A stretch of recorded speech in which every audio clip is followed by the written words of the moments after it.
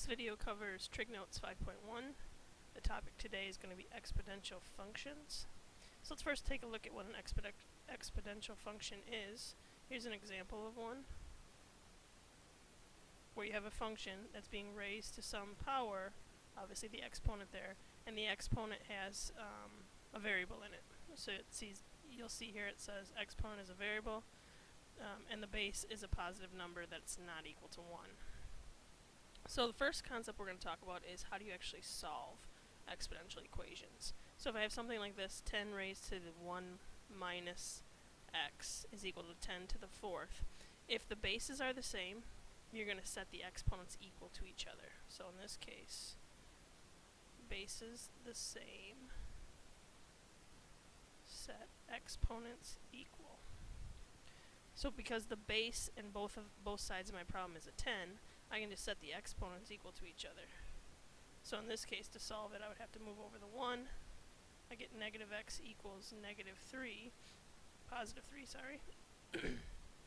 And then I have to get rid of the negative in front by dividing by negative 1. So I would get x equals negative 3.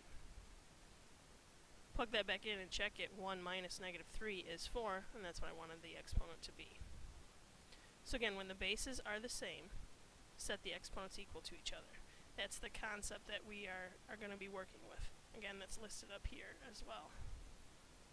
Well, what if they're not the same? In this case, the base is a 2, and this base is a 16. Well, what I know is that I can get to a 16 by doing 2 raised to some power. So I could write 16 as 2 raised to the 4th power. So now my problem looks like this. Bases, which are both 2, are the same, set the exponents equal to each other. So move over the 3 by adding it. This time I would get x equals 7. So plugging the 7 into here, 7 minus 3 is 4. Is 2 to the 4th power 16?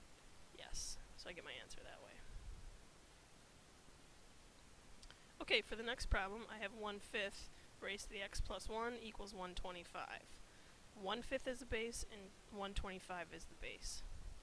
Well, here's what I know. I know that 5 raised to the 3rd power is the same as 125. I would like, instead of my base being a 5, I would like it to try to be a 1/5. So what I can do is, if I know that 5 raised to the positive 3rd power is 125, I know 1 over 5 raised to the negative 3rd power should also be 1 over 25. And so now I would be able to write this as 1/5 raised to the x plus 1 equals 1/5 raised to the negative 3. And now I can set my exponents equal to each other. So I would end up getting x equals negative 4. Again, check this. If I put a negative 4 in there, I get 1/5 raised to the negative 3rd. Punch in your calculator 1/5 raised to the negative 3rd. Do you get 125? You do. So that would be my answer for this one. Okay, next problem, I've got 2 raised to the x power equals negative